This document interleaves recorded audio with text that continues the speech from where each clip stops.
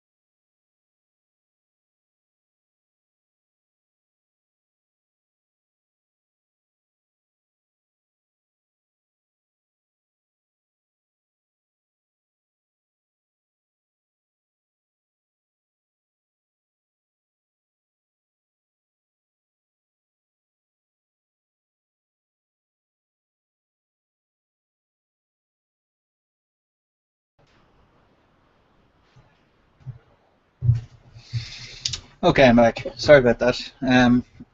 Because I'm running a backup and my computer is not that powerful, I think it's even lagging a bit. Yeah, it didn't like me sharing documents and stuff. My computer is kind of old at this stage. I think 4 years old or something. And it was like a mid-range PC when I got it. It's got a very nice case, so it looks pretty good. But in the insides are pretty slow at this stage. But I'm putting all my money into editing and covers and stuff like that, so there isn't any money for a new PC. As long as it's working, it's going to have to do. The other thing is that I was upgrading my computer because I was gaming a lot, and I'm not gaming anymore, so really a 10-year-old PC is able to run a word processor. Okay, so what I was saying, and hopefully I'm not just repeating stuff, but I think I got cut off, was Hard Vacuum 1 was Die Hard in Space on a space station. Hard Vacuum 2 is Kyra trying to defeat the aliens.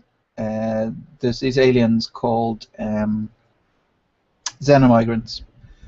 Uh, so I'm going from Josie just battling the Kalmari to Kyra battling the Xenomigrants. So hopefully I don't get things mixed up. Um, Josie and like Hard Vacuum versus Greenstar. Greenstar is lighthearted. The aliens are all intelligent, and there's no chance of people dying.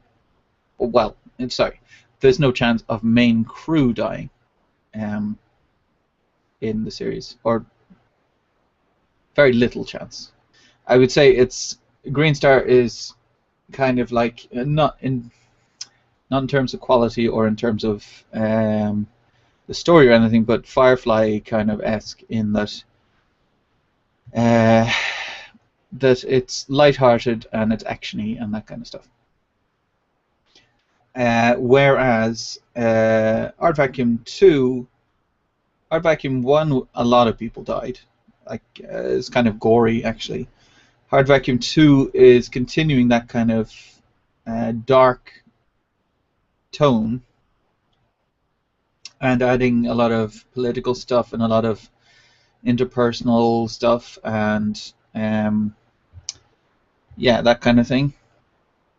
So that's Hard Vacuum 2 and and Greenstar are very different in tone, but not necessarily in content since they're both fighting aliens. But the Xenomigrants aren't intelligent aliens. So Kyra's fighting essentially dumb animals. They're not smart. They're following their instincts, and their instincts are basically going to wind up killing all the humans. For good. I don't mean that they're actually going to win. Okay, so that's enough blabbing. I'm going to go start writing. Um, Essentially, I'm going to have a little trouble now orienting myself because it's been weeks since I worked on this. Because I was having trouble swapping between Greenstar and Hard Vacuum, so I decided to prioritize Greenstar and then leave Hard Vacuum to when I could actually dedicate all of my time to it, which is now. So I'll switch over to the document, I'll start writing, and I'll mute myself.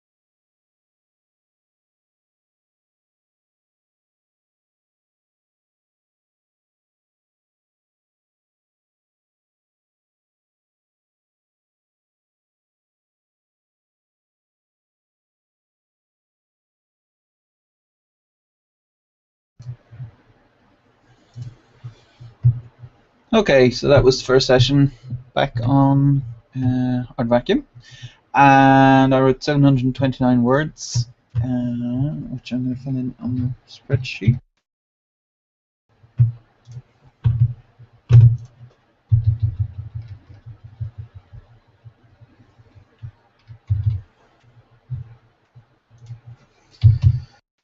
Today. 729.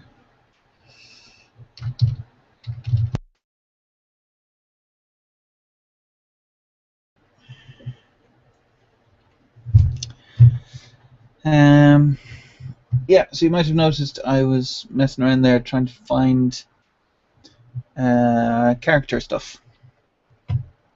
That's because the very first thing I had to do was, or that Kara has to do in this chapter, is take a bunch of reporters up to Eris. It's the first time reporters have been there since the war started. So, yeah, Kara's taking them all up there, and I didn't have any names for them, and I thought it would be useful to have at least a couple that I can kind of use as spokespeople for the group. So I created, what's his name?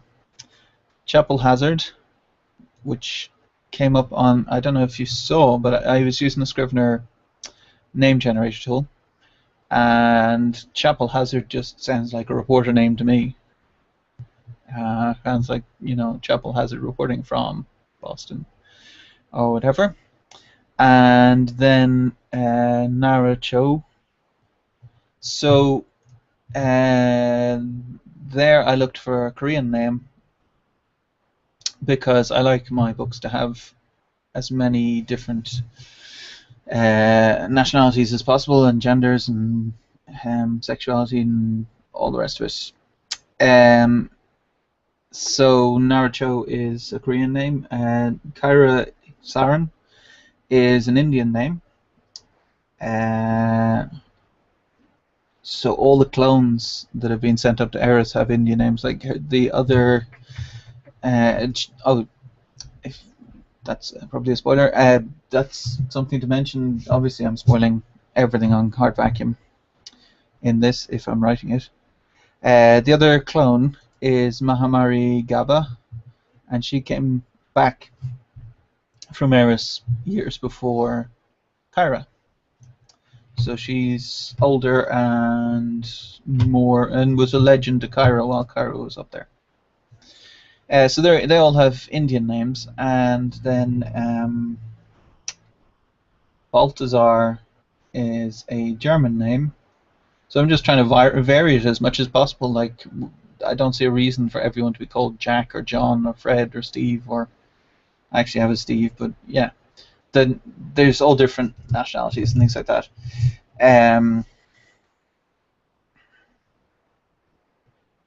Yeah, and then if you saw, like, I took a couple of pictures just to represent those two people. So Chapel Hazard is actually, if I find it here, Bob Balaban, who's an actor. I saw The Monuments Men yesterday, and then so he's in my mind at the moment. Like, he's a very interesting actor. I like actors in Hollywood that are not traditional looking.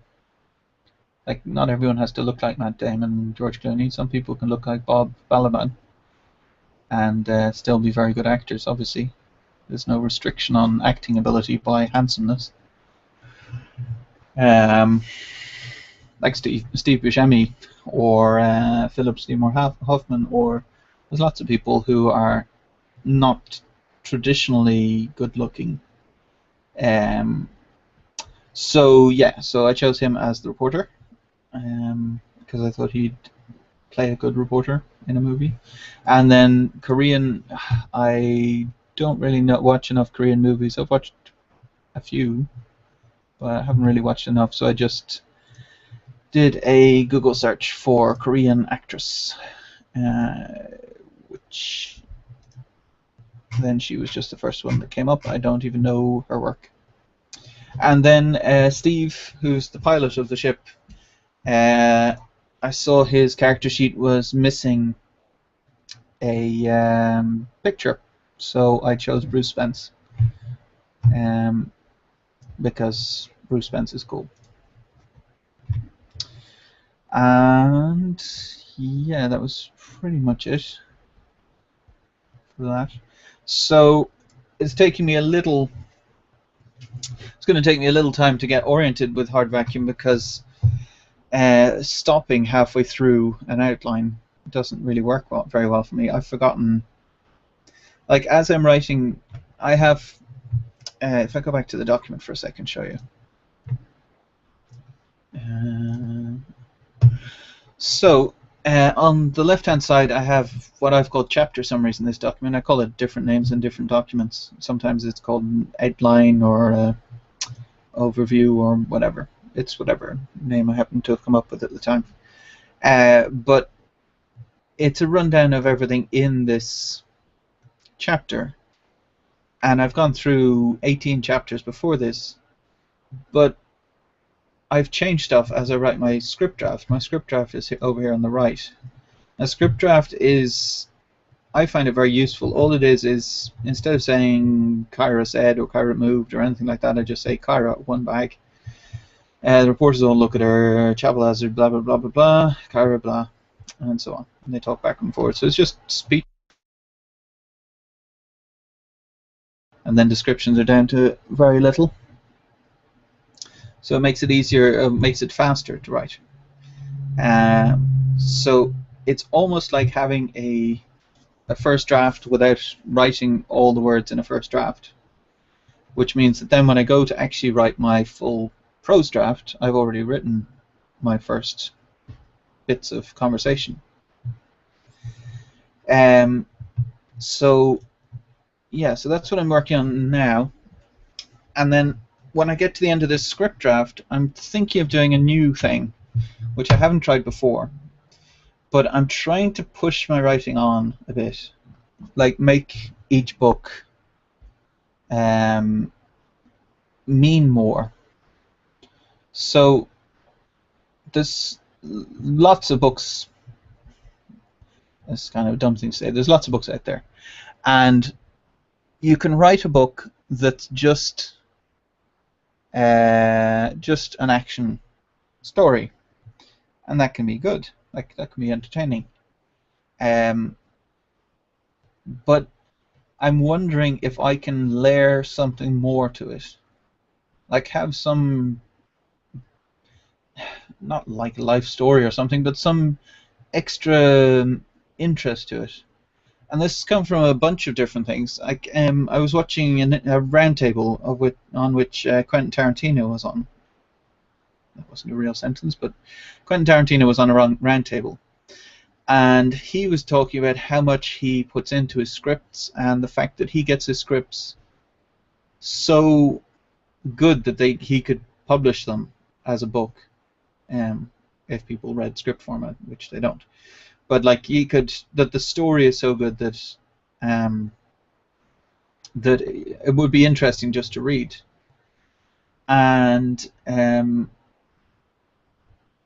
yeah, so then I made a video where I then my last vlog, which I did yesterday, was on this curve of authors, how much authors make, and it was presented by Smashwords, and Smashwords, the kind of conclusion they were drawing was that it's visibility that decides how much money you're going to make.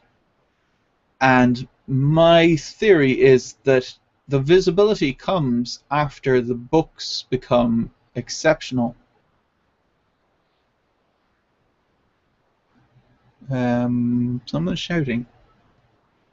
I'll be back in a second. Sorry, I'll be right back because someone's shouting upstairs and I don't know what they're up to.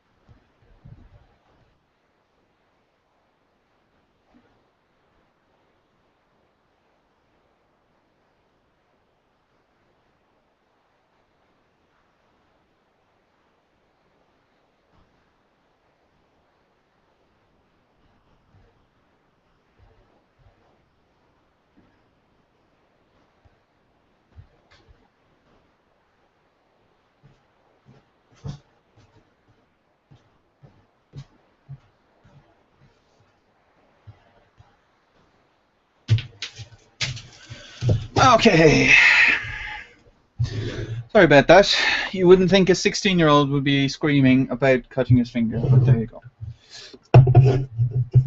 Since I was down, I fetched myself a caffeine-free Coke.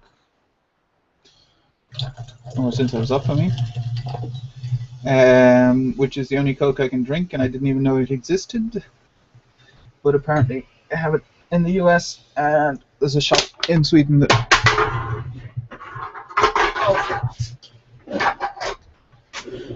that imports them, and it's not particularly good because it's a US import. It's full of high fructose corn syrup instead of sugar.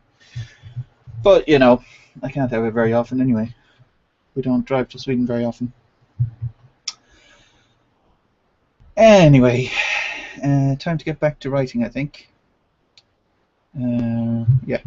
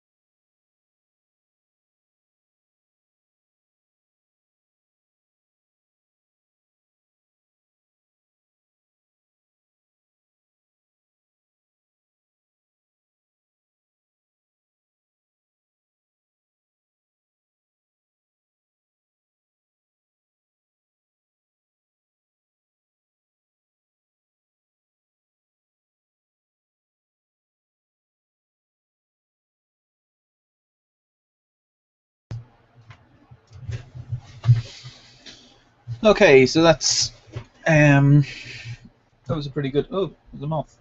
That was a pretty good half an hour. I wrote 1,009 words, which I'm going to put into the spreadsheet. 1,009. So I'm getting into the swing of things a bit. Starting to come back to me.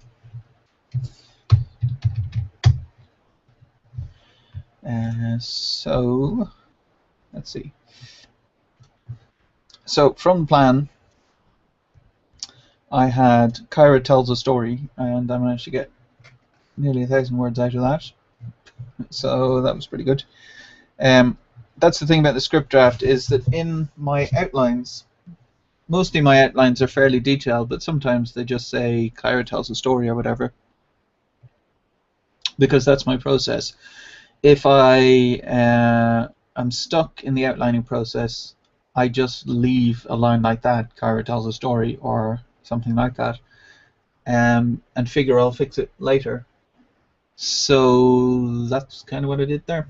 Kyra told a story about her exploits on Eris, and then I used a flashback to actually tell the story. I figured if she was going to tell a long story, I didn't want to have it all in speech tags and stuff, so I just made it a flashback. She starts it by saying, "Let me tell you about the first time we got to Eris," and then it goes to a flashback. So that's an hour for today. I did about an hour earlier. For anyone that watched the previous video, I went through a couple of my stories from when I was a teenager.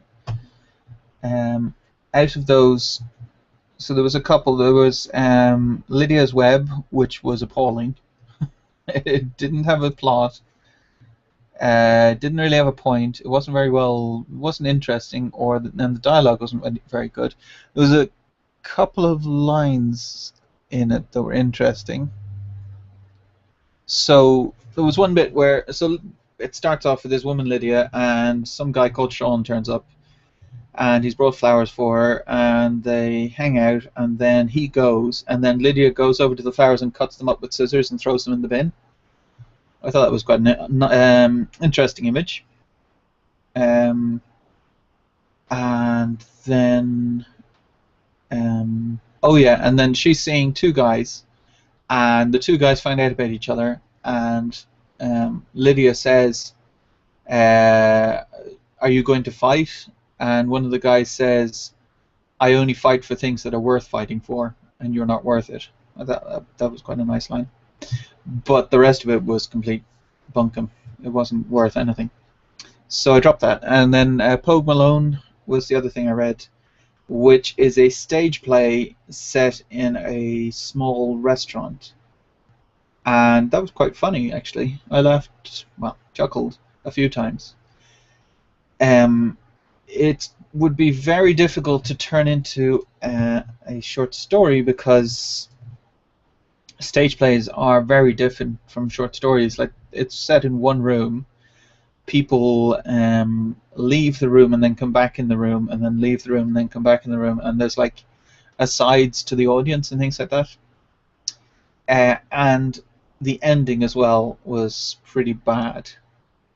It needs a better ending. The ending as it is kind of silly. It was kind of restricted. Like, this was a play, well, a play, something for the stage that I wrote as part of like a review, where there'd be lots of little plays. So it's only probably 10 minutes long total, and there's a bit too much in it probably for 10 minutes. But as a short story, it might work if I could come up with a better ending. I just need some way of tying things together, or putting a twist on it or something. But it might make a short story, so I've put it on the kind of turn into a short story list. And then I'm going to keep reading the other stuff that I said looked interesting. But that's it for me for today. I'm going to cut it short because I want to relax a little bit. I'm kind of feeling the strain of having worked so hard all this week, both on my day job and then on my story stuff. So I'm going to go, and I may read a book or I may watch some television. But I will catch you next time, and thanks for watching.